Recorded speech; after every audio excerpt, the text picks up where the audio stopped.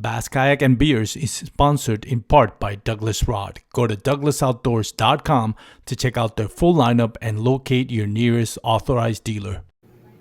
All right, boys and girls, you hear that sound? It is Bass Kayak and Beers time, and I got my good friend Jake Harshman right here joining us. How you doing, buddy? Man, I'm all right. How are you?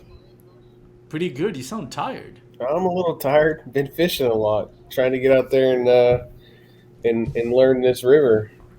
You are pre-fishing for the Susky, right? Yeah, so they opened up some boundaries this year, and Oh, nice. they opened up some boundaries to some places that I don't normally fish, and I don't know a whole lot about. So honestly, it's kind of neat because it's given me, I don't know, I guess drive or determination to learn some new water, which is kind of nice. And that's what I've been doing the past. Oh man, over the past month, I've literally fished out of every public launch site on the Susquehanna River, as well as the Juniata River. So I can say that I have effectively been to every stretch of the open boundary water for the Hobie BOS. It's kind of cool. When you say they open the boundaries, you mean for the Hobie BOS, right?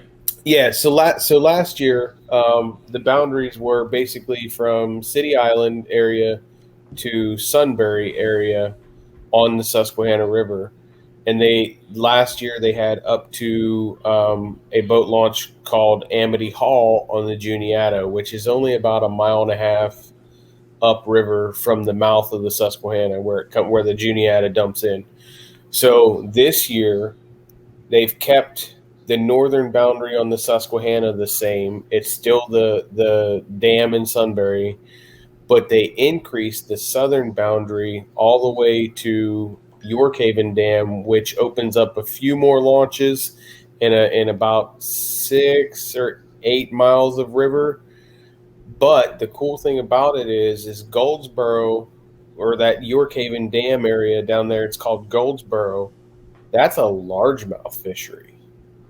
It's grass, it's mats, primarily a largemouth fishery. There's still smallmouth opportunity there, but it's a largemouth fishery, which is really neat. And then up the Juniata, they went as far as a launch called Thompsontown, which is a Pennsylvania Fish and Boat Commission launch. But it's like, I mean, I don't know. I don't want to, I'm not speaking in exact, but it's like 12 or 14 miles up the Juniata. And the Juniata is, very similar to the Susquehanna. It fishes the same, but they're completely different ecosystem, really. So yeah, like there's a lot more open water to fish this year. And it's going to provide the anglers with a lot of different opportunity. So it's kind of cool. We've fished lakes like Kentucky Lake. It's 100 miles long. They just fished Champlain, which is huge. Champlain is like an hour or 2 hours from one end to the other. So doing that now in a river system, that's going to be really neat. I think it's really cool. And there's so much water in play now. So much. It's incredible. And when I say so much water in play, you got to think about public launch sites on a river. And, most people do a float. Some people single access. But when there's only, 10 or 11 public launch sites on the river, there's not a whole lot of room to spread out. You're floating over top of each other. You're single accessing over top of each other. This year, they've really taken that aspect and avoided it by providing so much more open water. And there's something here for everybody. So it'll be cool. Nice. I'm assuming those changes came based on feedback from some of the anglers that fished it. The Susquehanna was fished last year on the Hobie BOS, wasn't it? It was. Well, you mentioned it already, yeah. Yeah. So this move is more like AJ kind of like adjusting to what the feedback of the anglers, you think? I don't know if it was necessarily the feedback of the anglers. I know that he wanted to provide more opportunity for different aspects of of people who want to fish what. Because there's a lot of guys that don't fish for smallmouth and don't know anything Yeah. about smallmouth. If you tell that person, hey, you can come up here and fish for largemouth and still contend, that provides them an opportunity to feel comfortable with something that they're doing, which in turn allows them to enter the tournament and increase the numbers. Um, you know, it don't, and you're going to hear people will naysay this, and people are going to tell me that I'm full of crap, but I know what's true. Those largemouth in Goldsboro can absolutely contend with the smallmouth of the northern sections of the river. They're just it's a condensed area that gets pressured a little bit more, but those fish are big, dude. I caught it almost. Um, it was really really close to 7 pounds out of there 2 years ago, and a 7 pound river largemouth, that's impressive anywhere you go in the country. You know what I mean? Yeah. Yeah. And that's what lives there. There's big fish down there. That fish went 22, I think 22 inches. So, there's potential. There's opportunity. I mean, the right grass fisherman that knows how to throw a frog and punch mats could go down there and do some serious damage. All right. So, It's gonna be interesting. So should be. we kind of already got started on the subject, but I was, wanted to give kind of the audience a preview of what we're talking about. We're going to be previewing the Susquehanna River for the Hobie BOS. It's going to be held on the last weekend of July. Mhm. So now, keep in mind for those out there listening, as a podcast host, I have the responsibility to ask the questions that you guys want to hear. Jake is at no obligation to answer those questions because he is participating in the tournament. So he may be some information he may hold back. Keep in mind, I will nonetheless ask the questions, and we agreed on that. If an answer is not forthcoming, then a joke will be forthcoming. It will be substituted by something smart, probably referring to big girls on yoga pants if I know Jake as well as I think I know him. So keep Yeah. that in mind. I'll do my best to get the information that you guys want to listen to, but again, And, it's and going to if be and if up I to can him, and don't judge him. if I can preface any answers I have with one thing, I don't hide anything. Everything's on my YouTube channel.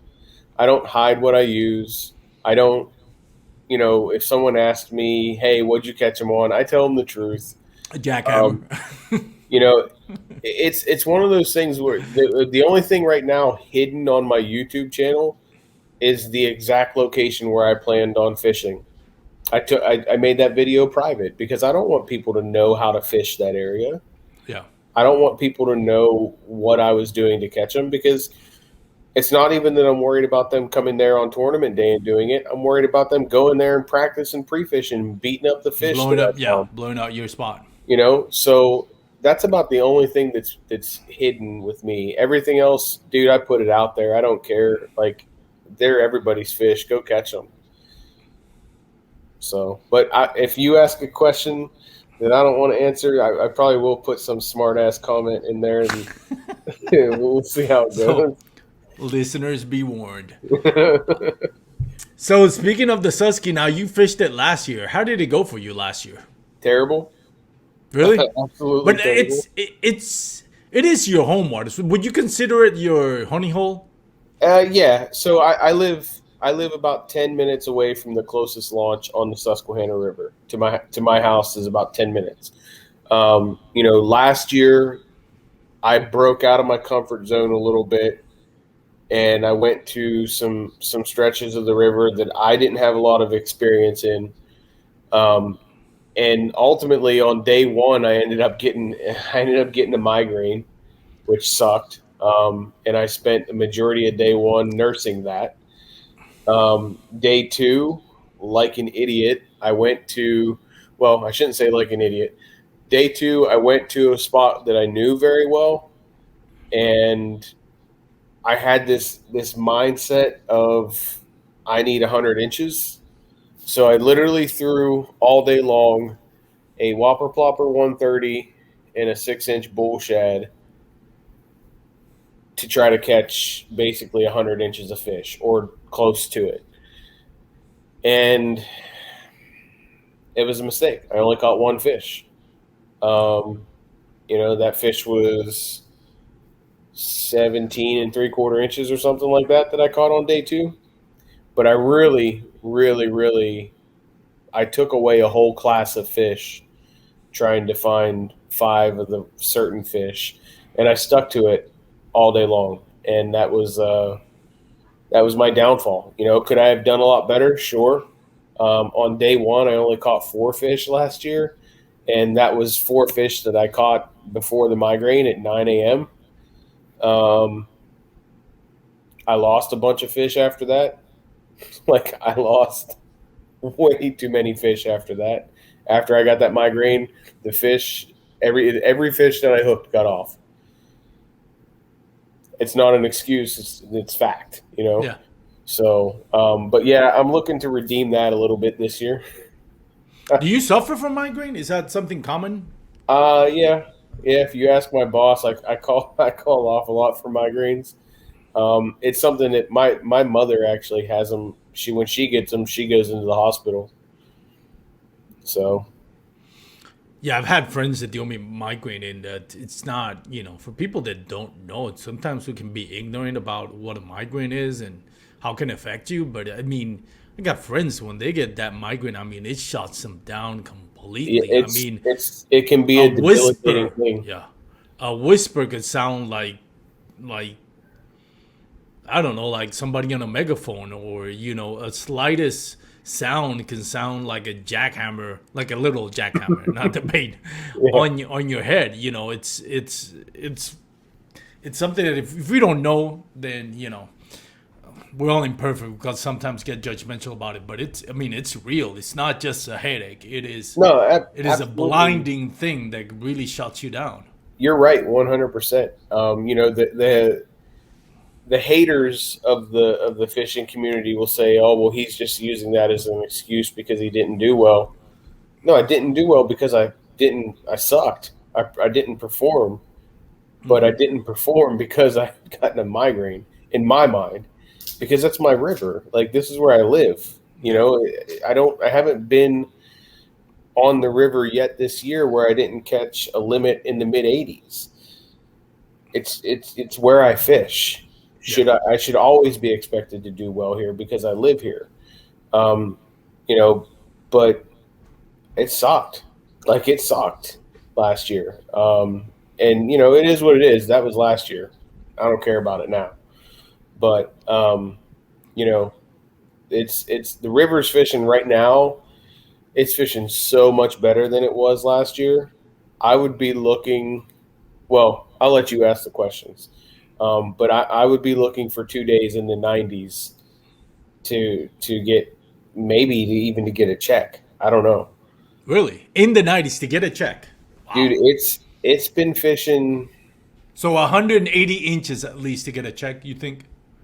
You could probably catch a check with 175 inches, but I think the winner is gonna have 185, maybe more, maybe more. I mean, dude, I can't explain to you how good it's fishing this year. It's just incredible. The amount What do of you Go ahead, I'm sorry. the amount of 18 and 19-inch fish is just kind of like skyrocketed this year. What do you So, think that is? um, some of it has to do with the water levels, and it's making these fish a little bit more predictable. It's making them have to eat more because we've had some high water this year compared to last year. Last year, the tournament levels were at 3.2 feet, and this, hell, I think almost the entire month of July, we've been at around 5 feet. And that's increased flow. That's a 2 foot jump over a mile wide stretch of river. So that's a lot of cubic feet per second water coming down, really making those fish kind of, they're on a treadmill and they're having to eat. So it's putting them, it's putting them into feast mode. And some of the other aspect of that too is that, a couple years ago we had a year that was just flood conditions all summer long. I'm talking like the river never got below 7 feet the entire summer, and it's normally at around 3.5 over the summertime. So that year was terrible for the fish. It was great for fishing, but it was terrible for the fish. You could go out and catch 95 inches no problem in one big eddy. But what happened was I think a lot of those fish got overstressed, overworked, overfished, and I think there was a lot of residual like a fish kills because of the high water, and they had a terrible spawn that year too. And the past couple years we've had moderate rain and river levels, and they've just gotten back to a point where there's a lot of trophy class fish out there now, and those 15 to 17 inch fish from a couple years ago are 18, 19 inches now. You know what I mean? Like, it's just, they're doing really well. The river is in great condition right now. So It's interesting you mentioned that, and my experience fishing rivers is very limited. I think I fished a couple of rivers here in the Dallas-Fort Worth area. Mainly, my favorite one is the Brazos River below Possum Kingdom, and that to me is completely the opposite in the sense that I know when the fish are when the water release. I'm sorry, is 50 cubic feet per second. I know exactly where they're gonna be, and now I right. know exactly what they're gonna bite. But once you're like right now, it's like I think today was 450 cubic feet per second, and I really did. One of the things that I had planned for today was actually hit the Brazos River because I wanted to see how they fished at this water level. And to me, the difference, a lot of it is like, well, now they got places to go. Yeah. Like now it's more wide open. So it's kind of interesting that the Susquehanna, in your, I mean, for you, it's like different. It's like the water level goes up, the fishing is better. Whereas to me, when the water level goes down on the river, my experience, and again, my experience is a lot more limited than yours, and it's obviously different geographics. One is Pennsylvania, one is Texas. But it's one of the things where I know exactly where they're going to be and what they're going to So, be looking for. so in when I say it's easier or it's better fishing, when you have an increased flow, um, it puts those fish into a spot where they can survive.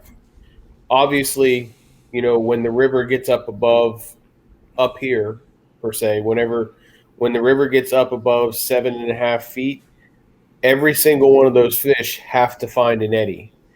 Oh, Otherwise, okay. they're getting blown down river, they're getting blown out of position, but they're almost every single one of them is going to be in an eddy. So when you get a large concentration of fish packed into a small eddy, they're all competing for the same food and they all have to eat. You can go in there and catch them all. Like Pokemon, catch them all. Like that, literally, you can go in there and catch them all. And that's what 2018 was like. I mean, 2018 was a crazy, crazy year for river levels for us. And dude, like, I can't even begin to explain to you how many giant fish I caught in 2018. And I didn't even have to go far from the boat ramp. I just went to the nearest eddies and they were there. And the Yeah, it other makes aspect, sense. Go ahead. it puts those fish into it'll put them into the feeder creeks too, into the tributaries.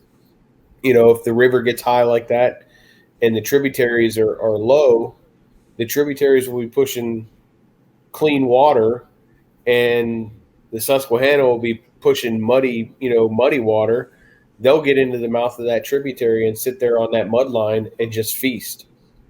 That area where it's kind of like cloudy, it's not Yeah. clear, it's not muddy, they'll just sit there and they'll wait for bait to get pushed into that area, disoriented from the current, and they'll just feast on them.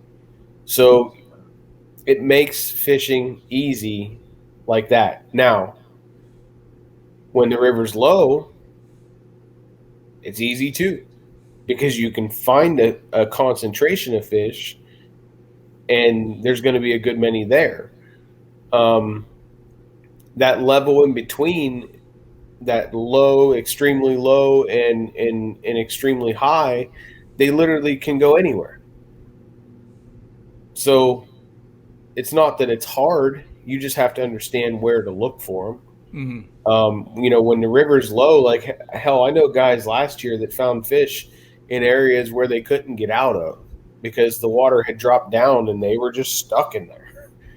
So, they're like one of my good friends had found a concentration of fish that were in an area that they literally could not get out of. They were there, And at that point, they'll bite anything because it's like the food supply is running out. We'll hit anything. Yeah, yeah. That's a good point, man.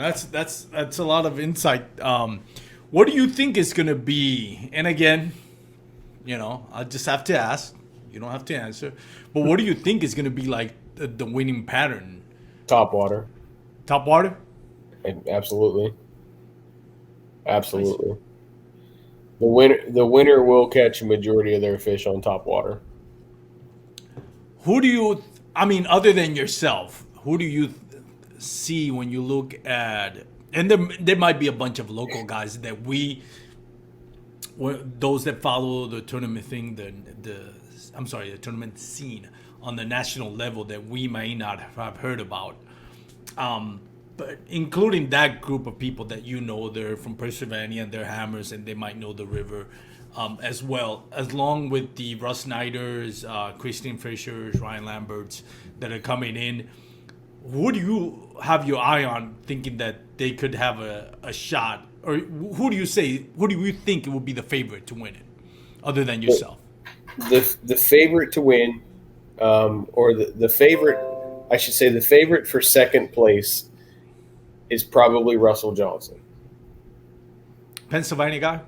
Pennsylvania guy, not from this area, but he lives over on the western side of the state. Russell, what sets him apart is his knowledge of moving water fisheries, and specifically, like he fishes the Susquehanna a good bit, but he has a ton of knowledge on moving water fisheries, and that's primarily what he fishes all the time anyway. He's really good at it, and he also, when you couple that with great paddling ability, he stands a very, very good chance. And he doesn't really have a part of his fishing game that sucks. Russell's a really good fisherman. A couple other local guys, Billy Dorborough, he's fantastic on the Susquehanna and Juniata rivers. Bill has a knack for catching big fish. Like, he was in that teaser video that I had put together for Hobie. A lot of the photos that he had given to me to use for that teaser video were of 21 plus inch fish. Billy catches some fish. Another guy locally that is really good here is his name is Steven Sisto. He fishes the rivers quite a bit, and he has a lot of experience on the Susquehanna and Juniata. There's a couple other local guys that I would say that are really, really good fishermen, but being a really good fisherman and being a really good tournament fisherman are two different things. Yep. Especially the guys that are like, oh, I fish the Susquehanna River all the time. I can catch them out there. I'm going to go buy a catch board and enter this deal with my Pelican and go out there and fish. It's different. it's different whenever we give you a timeline and say, all right, go. And I know some guys that are in jet boats that are talking about wanting to do that, like, that are doing that. You can be a great fisherman all day long, but being a great tournament fisherman is two different things. So, I put my money on the local guys that I mentioned there, but when you got the national, scene guys, you can never rule out Russ Snyder's because of his Yep. innate ability to catch fish. You can put Christine in that same boat because she has, especially on rivers. Christine's fantastic. Yep. Jody Queen has won a lot of tournaments on the Susquehanna Yep. River. I have not seen him sign up yet, but I'm sure he's going to. So he's in that conversation. Drew Gregory. I mean, it goes without saying. Drew Gregory is Yeah. a live in the current kind of guy. He's got the potential to be there for that. Um, there's anybody could win this thing though. That's the greatest thing about this fishery. Anybody could win it, dude. I'm telling you, anybody could win it because this river could put up 90 plus inches in any stretch that you go to. Any stretch that you go to. That's huge. Like, there's no one spot on this river that I could say that's where it's going to be won at, because it could literally be won at any spot. Excuse me, I just hiccuped. But yeah, like it's going to be a really good tournament, though. I think you're going Uh, to see some big smallmouth put up some big speak, limit. Speaking of Jody actually won it last year. He did. He was 171 inches and 171 and a half inches. And now, I'll be honest with you, I'm reading it. I don't know this by heart, but I was just looking at it while you mentioned it. That, 86 inches the second day, 85 and a half inches the first day. Cody Milton came in second, and just by a hair, by 1.5 inches. By 1 inch. Drew Gregory came in fourth. Matt Ball came in third. All those guys. Look for Christian Fisher, did pretty good, 166. Mm-hmm. So yeah, all those guys you mentioned, Jackson or the Phenom, 162. So like you mentioned, Mike Iaconelli was there too. I'm just looking at it, 12. Yeah. What do you think about that new? Now it's kind of switching subjects here, but now that we mentioned Mike Iaconelli, have you seen the boat, the PA 14 or 12? I don't know which one. The 360 that came out. Yeah. The Mike So, Iaconelli edition. I've seen it. I know there's a lot of buzz on Kayak Bass Nation about it, and Kayak Bass Nation Of course, there is. is designed for there to be buzz. But so Mike Iaconelli is a great person. Yeah. He's down to earth. He's respectful. He's not arrogant. That excitement that you see on camera is real. Genuine, yeah. It's not for TV. He's great for the sport of fishing in general. Yep. Do I think he should have his own signature boat? No. What has he done to earn? That's a touchy word. I don't think he should have a signature boat. For kayak fishing, you mean? For kayak fishing. Ike is a great angler. He's a great person. And it would have been a whole hell of a lot better received by the masses if Hobie would have just came out and said, hey, look, we brought Mike Iaconelli in to put a little different spin on our already great platform. Wait till you guys see this. Versus an Ike logo with, a fuse and we're about to drop a bomb. A color customization is not a bomb. It's and the teeth. Don't forget the teeth and the eyes. A color customization is not a bomb. I think it was overhyped, and I put that on Hobie. to overhype something. Like, don't be like everybody else. Don't be like the bona fide guys. Don't be like Old Town. Don't be like all these other companies that are like, we're getting ready to drop something really cool, and then they hype it, and here's a new color. What? Like, no, just say what it is. You know what I mean? Yeah. Like, to do away with all that hype only to have a letdown. The letdown sucks. Do I think it'll sell boats? Sure, it's going to Yeah. sell boats. It's going to sell boats because it has his logo on it. And he's going to sell boats. So here's who it's going to sell boats to. It's not going to sell boats to you, me, and you. Yeah. We're not paying extra for that red boat with an Ike logo. Yeah. The person who it's going to sell boats to is to that guy that says, "Oh, I got all this stuff I need to do for my bass boat to be able to fish out of it, and I don't have the money or I don't have the storage place for it. But man, I can spend $6,000 on that boat. Yeah. I could sell my bass boat and buy that boat and go out here and compete in tournaments." That's who it's going to sell boats to.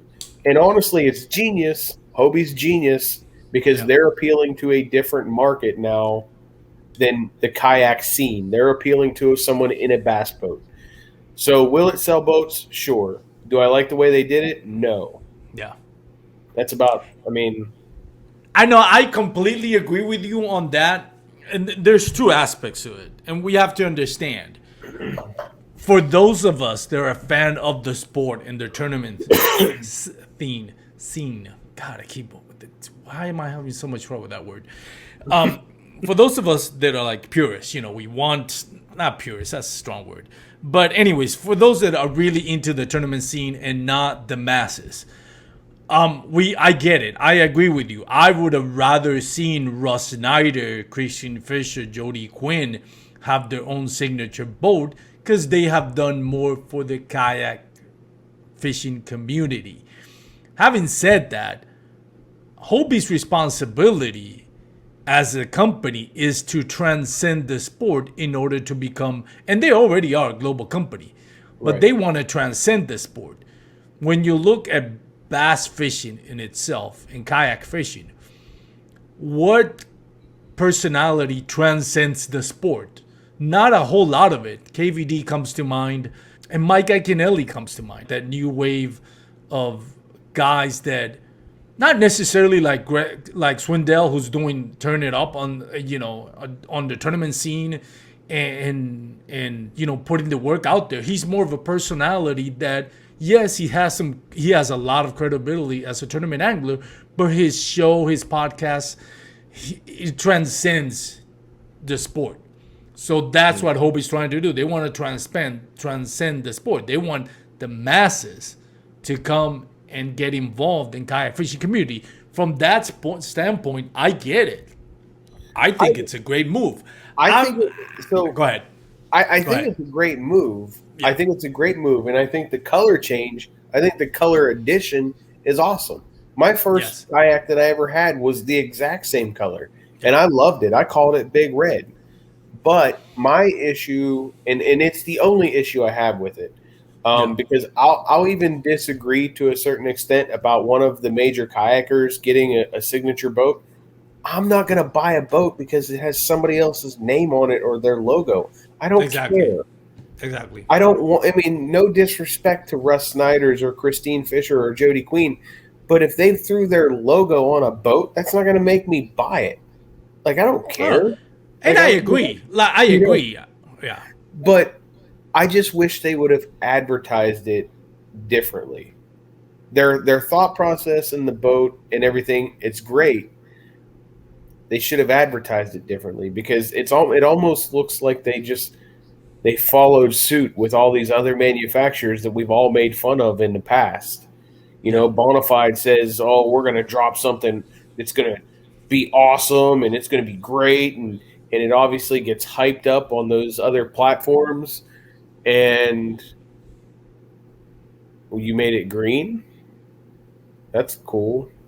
Like, great. Oh, you added some superhero logos to it? That's cool. I've always wanted a Spider-Man boat. No, exactly which one you're talking about. But in bona fide, like I'm picking on them, but they're not the only ones that have done it. I was part of the Old Town team a couple of years ago. Whenever Yeah. Old Town pushed this advertisement out to the pro staff, we're getting ready to drop something. Pump it out, pump it out, pump it out. So we started pumping it out. They didn't tell us what it was. We didn't, there may have been a couple people that knew about it that signed NDAs that couldn't talk Yeah. about it, but they in our theory was, well, they're getting ready to release something awesome and it's going to be really cool. Yeah. And they just made it. They made the Predator line into like a fuchsia color, and it's like what. Well, that's not special. Like, Yeah. you didn't change the game, But they've all done it. Every manufacturer's Yeah. done it. I think It's it's hype. stupid. It's absolutely stupid. Just tell people, hey, we're going to be releasing some more options. We're not changing the boat. We're just going to be releasing some more options. In Hobie's defense, you're getting a character, and I'm not saying this in a negative way. I absolutely am a huge fan of Ike. I love his podcasts and his shows, and I think he's great for the sport, like you mentioned. Mm-hmm. He is a loud personality, so I guess in a sense you have to make it loud in order to match his personality. After all, if Ike's joining the team, then you can't just kind of like have this puppy approach to advertise it, because you're getting this guy who has a huge personality, a huge voice, literally and figuratively. So I get it. Like I said, to me it's more like I was expecting the Hobie Outback to be coming with a 360 drive. I knew it wasn't going to be that, but that's kind of along that line of that I was thinking. Cool, that would be kind of cool. They would. I don't know if it would have been, because the Hobie Outback sits kind of low in the water, so I don't know how practical that thing going sideways is gonna be. But I mean, I don't know. I'm not an nautical engineer or anything like that. Yeah. But yeah, I get it. For those of us that are kind of more involved in the sport and look at it from the tournament thing and don't get too caught up in the shining stuff, I get it. Now, I'm a huge Hobie fanboy, and one thing that I really don't like about how Hobie does things is, and to my knowledge, they're the only ones, and I don't know if Bonafide did the same thing, because I know Bonafide came up with a few different, like 2 or 3 years ago, they came up in ICAST and they released like you said, like the Spider-Man and kind of thing, and a few others, and I haven't seen a single one of them on the water. And I've seen a lot of Bonafides on the water, but I have not seen a single one of theirs special limited edition whatever. All I've seen is usually the gray ones or the sand color. No, not the gray one. The sand color ones or the red ones. They're typical. So I don't know how I don't know if that backfired for Bonafide. But going back to my point, I didn't like it when Hobie came up with we got the camel. Oh, it's gonna be $250 more. Why? Because it's a different color. Now, I personally would like, and I've been this for a safety standpoint, I'll get my first Outback was the papaya one. It was the only one left, and the dealer was like, "We only have the papaya color." Fine, I want something that stands out. I do not want a kayak that's black. Not in Texas heat summer, because that thing is gonna be like you're sitting on a frying pan.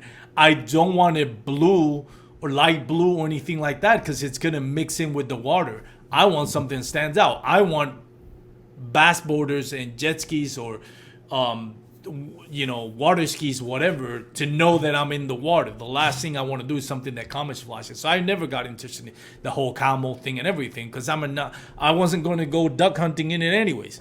Right. So for it to be like, oh, we're gonna upcharge you just because it has this color. So the features are the same. I don't get it. It's slightly more than the color. I will give them that.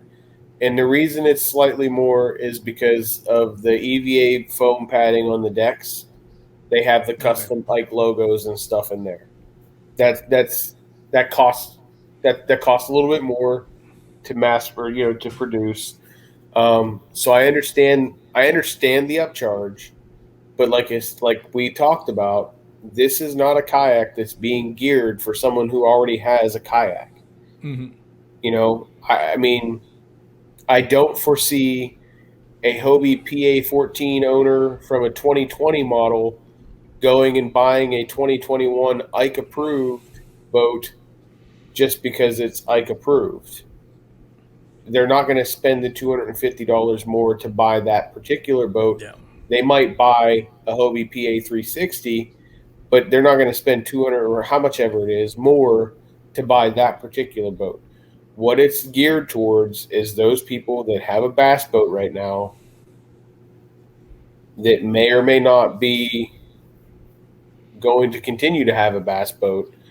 It's for those folks. And, you know, I mean, the reality of it is you can sell most bass boats for 8 to 15 grand right now, even the older ones. So you sell that bass boat, you got yourself a brand new fancy kayak that has a Ike approved logo and EVA foam padding on it. That's who it's going to sell to. I hope it's wildly successful. I really do. I mean, I hope that it gets more people into this sport that aren't in it right now, and I hope it brings in a different level of competition of people who have, you know, fished out of bass boats. I think it's great, but I just wish they would have been more upfront on what they were bringing out versus what they hyped up only to be part of the status quo industry.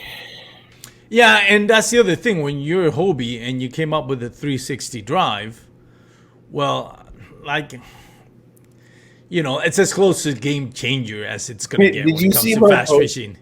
Did you see my post? I think it was yesterday on KBN. I think, yeah, I did. It was a reply to somebody else's comments about the boat, and I was like, "When are you all going to learn? Hype, hype, hype!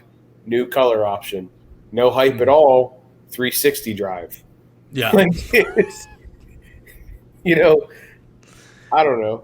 Like there was hardly any hype at all about the Hobie Lynx, and the Hobie Lynx is a badass little boat.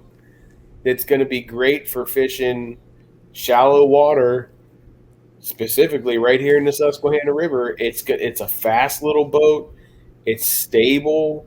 It's got great features. It's got a lot of things that are already pre-done for you because everyone loved the I-11S, right? The I-11S was badass for shallow water fishing.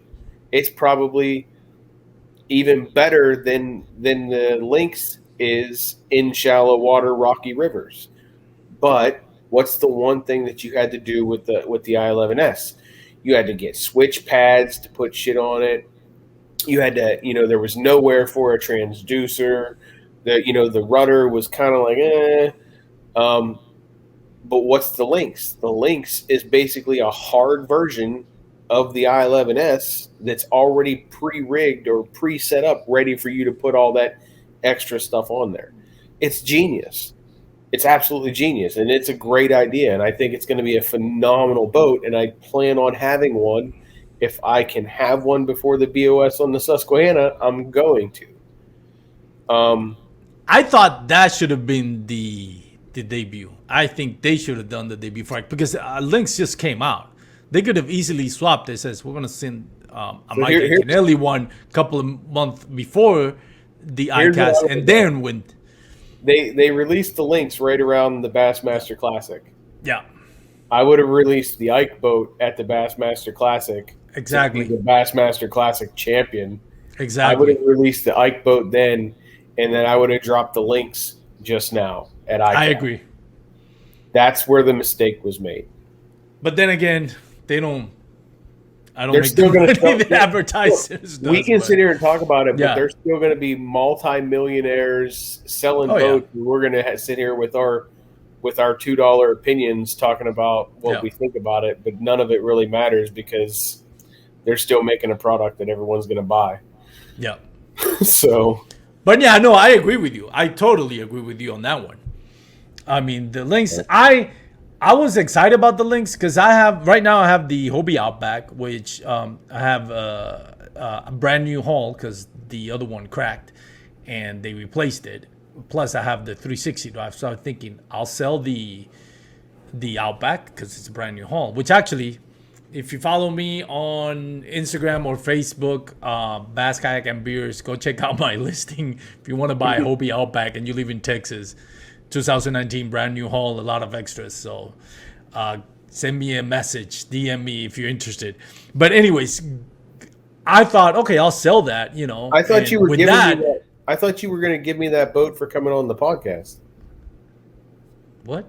What? Was that not part of the deal? What? Well, now I'm wondering how much. What is Josh giving you for going every week and being eye candy for the ladies Listen, out there? we 'Cause can't talk about what Josh gives me because that's going to be awkward. now I'm wondering, is Josh giving you an Outback every time you go Oh, on his live show? he's giving me something for sure. By the way, did you ask permission to do the plug-in on my show? Yeah, so I Okay. messaged him and I asked him and he said yes, and then I asked him what night, and then I got crickets. So Josh from Dark Waters Kayak Fishing, who's another podcast, a little bit substandard to this one. He and I are potentially going to go live on Instagram one night in the next week to talk about the B.O.S. in depth a little bit, and it's going to be. I think a lot of what it's going to be is Josh is not familiar with fishing this river or Or rivers fishing in general. or fishing in general. Um, so it's going to be a lot of question and answer, and it might be informative for someone who's not familiar with the Susquehanna River. I think it's going to be helpful, maybe to those people that are on the fence, if we can do it early enough, like within the next 2 or 3 days. If we could schedule something and do it, it could potentially be very helpful for someone who might be on the fence, determining whether or not they want to come here. That's the goal with it. I don't know if it's going to all come together in time, but we've talked about it. It's just, I got to send him a crayon written letter so he understands it. Draw him a little map. God bless Josh. There's so many things. I'm going to dime him out. So he messages me the other day and he says to me, he goes, "What's a float?" And I responded with, "Is this a serious question?" He asked you what's a float? He was asking me what a float was because he keeps hearing people talking about organizing a float, and he didn't understand what it was, or didn't. I think he may have understood what it was, but he was looking for confirmation. And I was like, "It's when you put in at one ramp and float to another one." And he's like, "Oh, okay, that's what I thought." And I'm like, "All right." But, look, I love Josh to death, man. Great dude. I consider him a friend. But, he's got some marine quality questions, like he's got some, Oh man. but it's fine. Like, I don't mind. Like, I'm making fun of him, but it's fun. I'll help anybody whenever it comes to something that they don't understand or safety, reasons. The only thing that I'm not going to help you with is if I'm competing against you and you say, "Hey, where should I fish?" I'm going to tell you in the water. Like, that's the best place to catch them is in the water. You can go to the Bass Pro tank here in Harrisburg and probably put up 100 inches of largemouth, but you're going to get arrested. Like, you're going to get arrested. Speaking of Josh, he's actually going to be fishing at the Susquehanna. He is. He's signed up and everything. Oh. I was going to ask you what do you think his odds are, but just the fact that he doesn't know what a float is kind of makes me weird. So I think he's going to catch 10 fish. Really? I do. That's high praise. That's high praise. I think he's going to catch 10 fish because of his tenacity. I don't think he's going to allow this river to get the best of him. I think he's going to figure it out. Anybody could win this tournament in any stretch of this river. I'll say that over and over and over. Do I think Josh is going to win? No. But could he? Yes. Um, it's. I think he's. I think he's going to catch 10. I mean, and I'm hoping. I don't know what his personal best smallmouth is, but I'm hoping he gets close to it. If not, break it. I know he lives up there in New York, and they got those big old stupid fat smallmouth that they're built like Footballs. largemouth, and you'll catch like a 4 pound smallmouth that's 17 inches long. But I don't know if he's ever caught a 20-inch river rocket that only weighs 3 pounds, that hates everything around it, that just wants to go batshit crazy whenever it sees something, and then as soon as you hook it, takes you for a ride downriver a half mile because it's not going to give up, because that's Yeah. what you got. that's what lives here. I think. Go ahead. I'm sorry. Well, I mean, we can get into talking about that too. I don't know how much longer you want to stay on, but Well, that's a good point because that's one thing that I've learned in fishing in rivers. That's why I like it so much. And again, I'm not a biologist. This is what makes sense to me, and I've heard other people that fish rivers say this, and it makes sense. A river fish is constantly going against the current. Constantly looking for shelter. Ambushing bait from the fish. They have to be quick, and they are more muscle more than anything. I've honestly, the biggest fish that I've caught here in Texas, especially when it comes to summer, it's been the most disappointing fight. It's been more like, did I get snagged? This is not moving that much, and the fight is short, and it's just big fat bass just hanging out in one spot. The whole day, and when they get to that size, that means they're old bass, and when it gets hot, they don't have that much oxygen to put up a fight when it's almost 90-degree water. yeah. So it's kind of not say disappointing. It's never disappointing to catch a 20 plus inch fish, but it's not the fight that you would think. You put a 15-inch bass on the Brazos River, nothing will put you in a ride because they are all muscle. They're constantly fighting the current. They're constantly having to move. They don't have that space to just like, hey, I'm just gonna lay low here for a couple. So what you have here, and this place is special. This river is unlike, I'll say it, it's unlike any other river in the country. You have a shallow, rocky environment with Great Lake-sized smallmouth that live here. These fish have shoulders. There's more crawfish in this river than any river in the country per square inch. I feel like there's so many crawfish here. If Russell Johnson told me one time, if you go out to the Susquehanna River at nighttime and shine a flashlight in the water, you'll see crawfish just everywhere. And he's right. There's so many crawfish in this river. There's so many bait fish in this river. These fish just get big. Now, these fish are territorial because it's when they're behind a rock or in front of a rock, depending on where they're positioned, that's their rock. And anything that comes near it, they're either going to shoo it away or they're going to kill it. And they might not even eat because they're hungry. They're eating because it's their area, and get the hell out of it. I don't want you here. And a lot of the strikes that you're going to get on the Susquehanna are going to be just that. When you find them eating, you're going to find them wolf packing, where they're just going to be teeing off on whatever you're throwing in there. But when you're finding them out in isolated parts of the river and in kind of like isolated boulders or, current breaks or whatever, they're more or less they're eating because they're territorial. And like you said, they live there in the current, so they're constantly swimming. They're so strong. When you couple that with the fact that you can catch an 18-inch fish that's over 3 pounds as a river smallmouth, that's not common. That's not, unless you're going up to the St. Lawrence River where they're chewing on gobies all the time, or some of those other rivers, like the Tennessee River, has some really good fish in it, but they're, kind of a similar situation. The forage here in the Susquehanna River, I think, is better than what some of those areas of the Tennessee, like the Holston and French Broad and all that. I think that the forage base is better here. And, our fish will get to a certain length or weight before those fish in a similar age group, man, they're just like, these fish are just insane.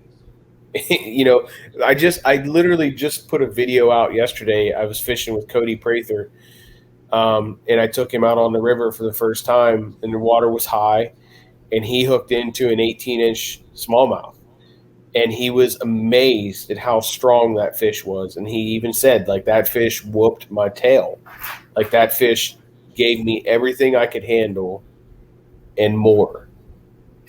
And eventually it wrapped around his rudder, it wrapped around his power pole. It did everything it could to get loose. Like, everything it could possibly do to get loose, it tried to do. And the other aspect is it did it while pulling him down current. So they're strong, they're fun, and they're territorial, and they're angry, and they're hateful. Yeah, I've noticed that too on fishing on rivers. Anything that makes a racket, they'll just pounce on it. Mm-hmm. More, I think, than your regular type, silent baits like, Texas rigged or jigs, something like that. Like for me, and I know you know this, and I kind of actually wanted to ask you, I don't want to keep you too long, but I wanted to ask you about this as well.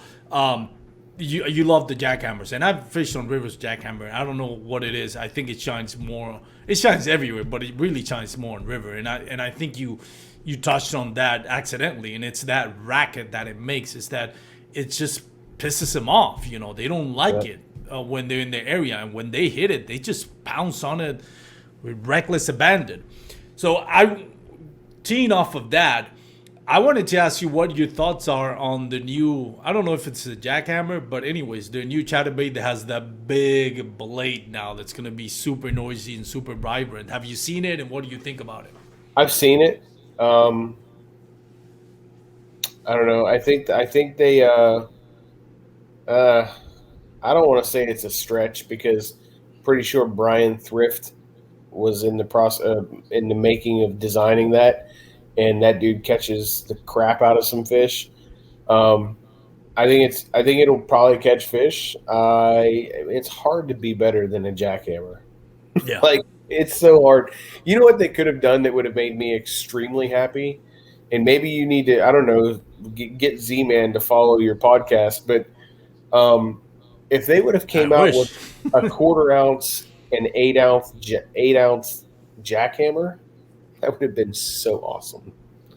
Don't they have one? 1/4 ounce jackhammer? It's not a jackhammer. Oh, it's the stealth. Yeah, but even the stealth doesn't drop down to a 1/4 ounce. I know they had that 1 1/4 ounce. I caught my personal burst on that. They have the original chatterbait. I think maybe the chatterbait elite. Those ones are in lighter weights, but the jackhammer has that distinct sound. Yeah. And that erratic, motion. I wish they would have came out with a 1/4 ounce and maybe even like a 3/16 ounce jackhammer. And what that's going to help you do is fish that in incredibly shallow water without getting hung up.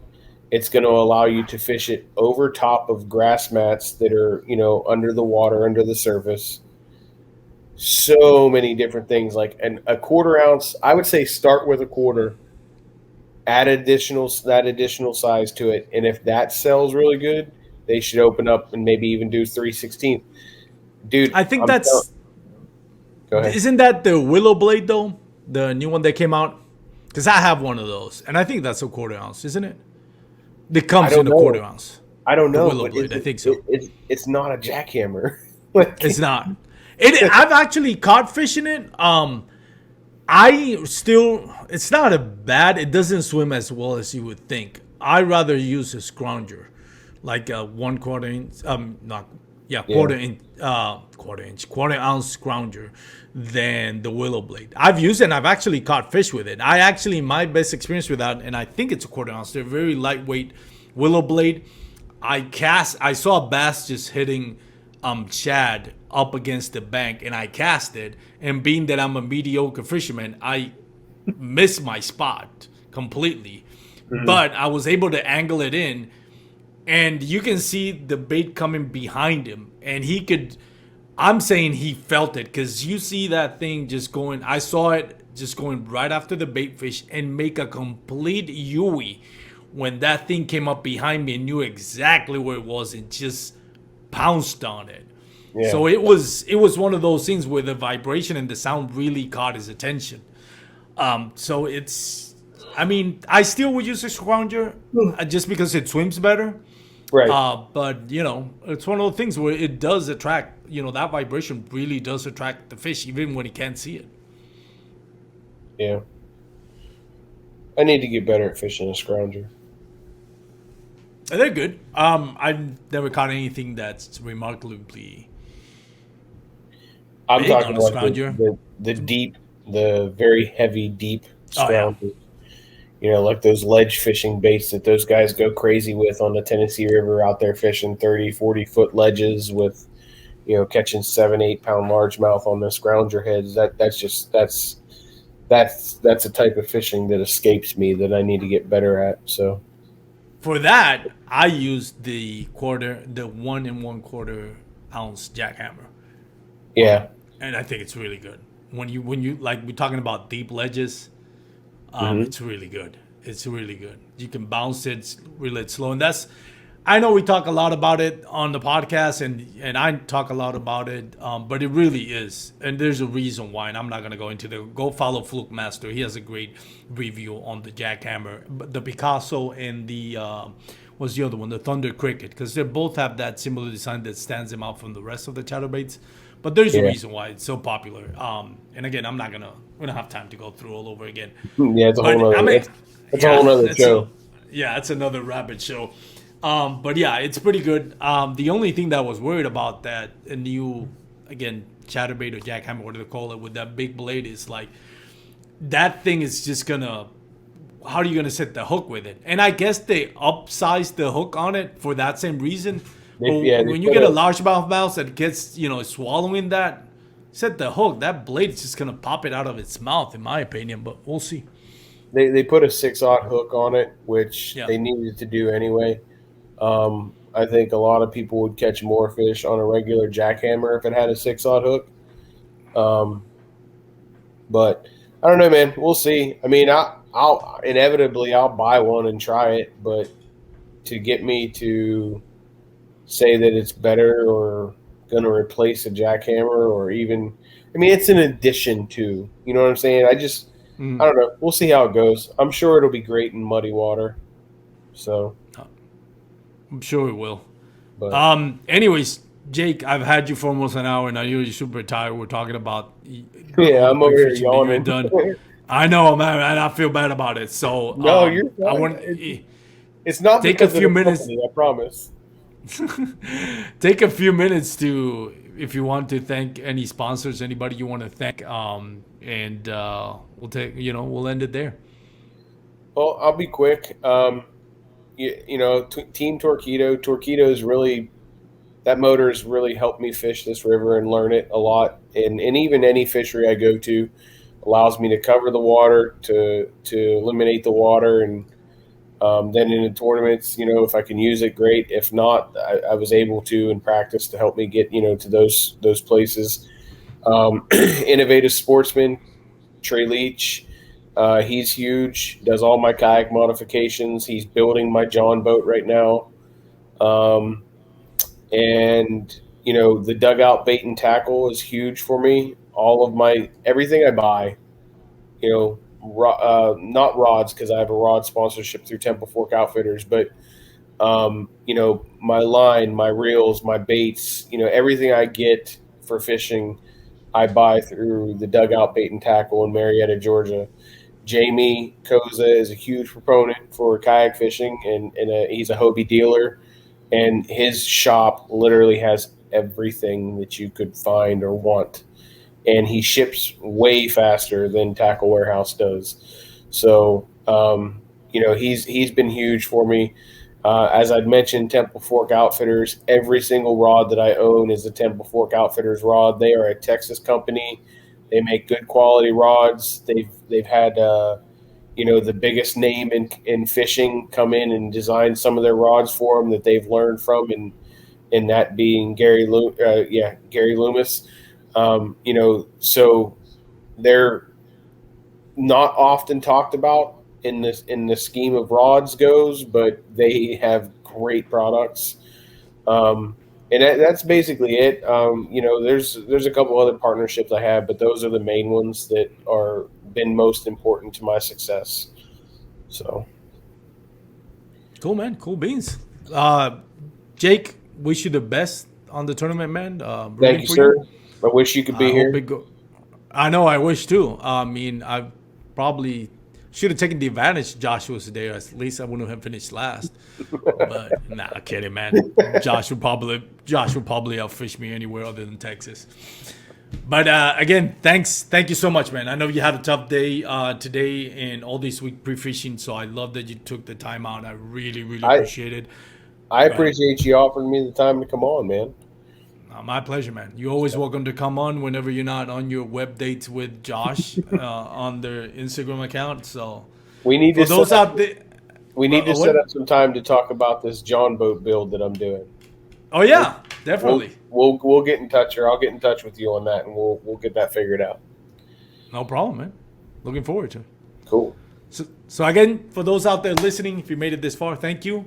Check out my sponsor, DouglasOutdoors.com, for their full lineup of LRS rods and X-Metrics rod. They're in ICAST right now. Follow them on ICAST. Follow them on Instagram. Great rod company. And if you're going to be on the water, please wear your PFDs. Have a great day, everyone, and peace out. Yak Gadget, made in America, based outside of Nashville, Tennessee.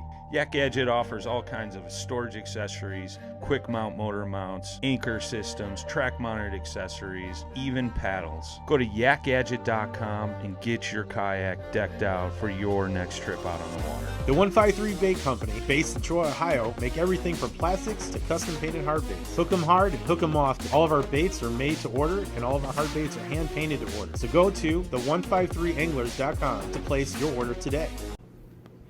Thanks for tuning in to another killer episode on Paddle and Fin.